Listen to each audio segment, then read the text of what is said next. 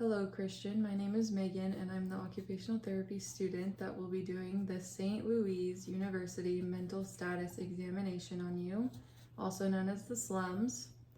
First, I have some information I'd like to go over with you.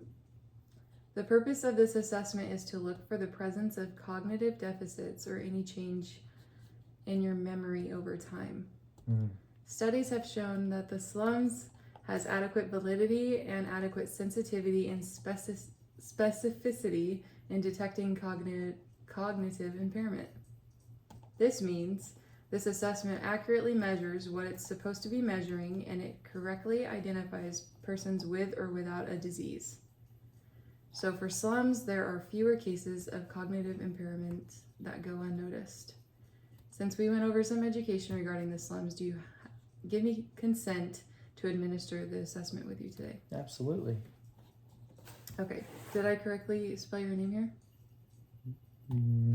Yeah. Okay. I want to start by saying that this is not a test, it's just a tool. So now I would like to see how good your memory is by asking you some questions. Okay.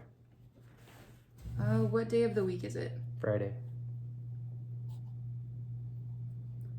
And what age are you? I'm 30. And level of education? High school, some college. What is the year? 2024. What state are we in? California. Please remember these 5 objects. I will ask you what they are later. Apple, pen, tie, house, car. Okay. You can go ahead and repeat them now. Apple, pen, tie, house, car. Great. All right. You have $100 and you go to the store and buy a dozen apples for $3 and a tricycle for $20. How much did you spend? 23. How much do you have left? 77. Okay, please name as many animals as you can in 1 minute. Let me get a timer. Okay.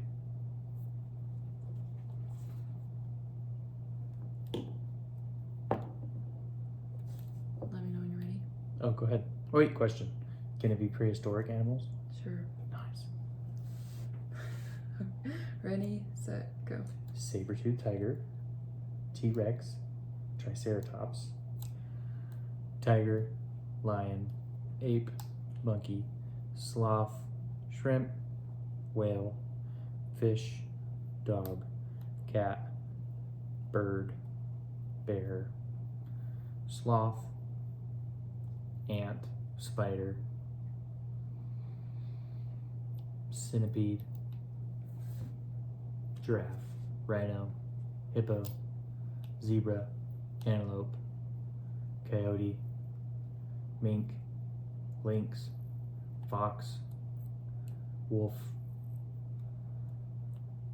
I know so many more. Striper, salmon, sturgeon, steelhead, perch, brim, minnow. Great, you can stop. How many I get? 43. Wow.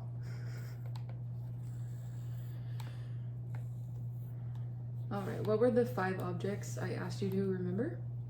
You asked me to remember an apple, a pen, a tie, a house, and a car. I'm going to give you a series of numbers, and I would like you to give them to me backwards. For example, if I say 42, you would say 24. Ready? 87, 78. 649, 946. 8,537, 7,500. Repeat that one? 8,537. 7385. Great job. I don't know that one. Okay, this is a clock face.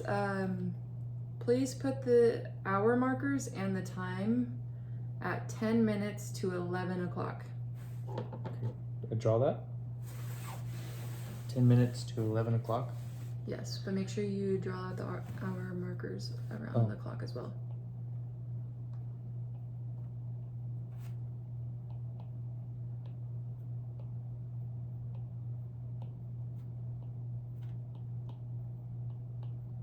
Where do I go again? 10 minutes to 11 o'clock. 10 minutes to 11 o'clock. God.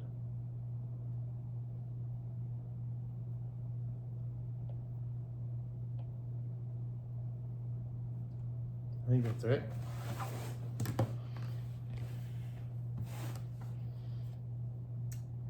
Okay, please place an X in the triangle.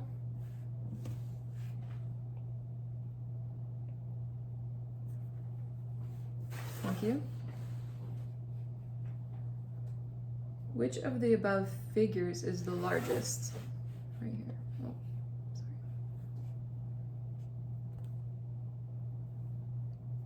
Which do I circle?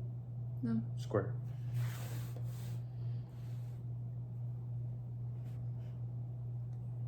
Okay, I'm going to tell you a story. Please listen carefully because afterwards I'm going to ask you some questions about it. Are you ready? Mm-hmm. Jill was a very successful stockbroker. She made a lot of money on the stock market. She then met Jack, a devastatingly handsome man. She married him and had 3 children. They lived in Chicago.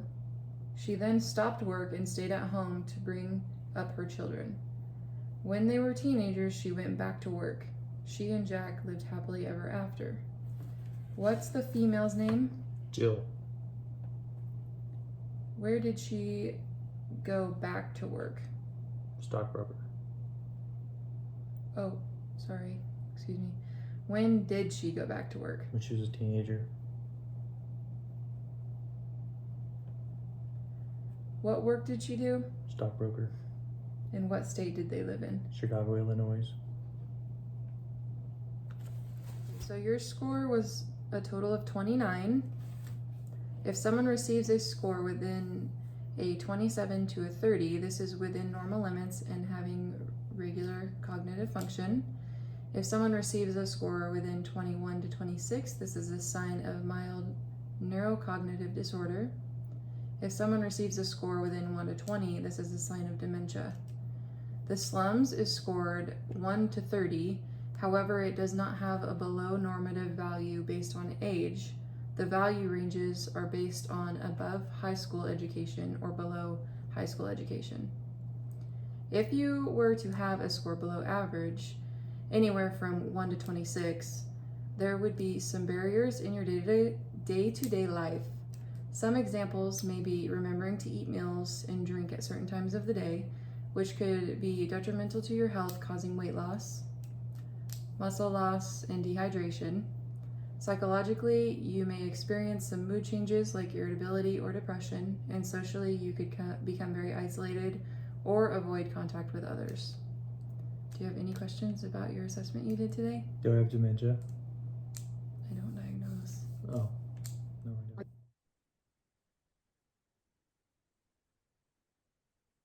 The article I found was a systematic review by Metzger et al. Named the interventions within the scope of OT to improve cognitive performance for individuals within dementia and mild cognitive impairment. The main question they were asking in this systematic review is, what is the evidence for the effectiveness of OT interventions?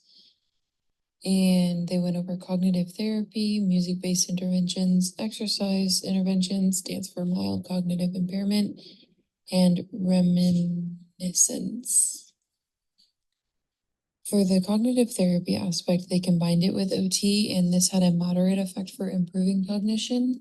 It had a greater effect when compared to when cognitive therapy training is alone or when the patients use medication alone. For the music-based interventions, this had a strong support of evidence that cognition is improved for people with dementia.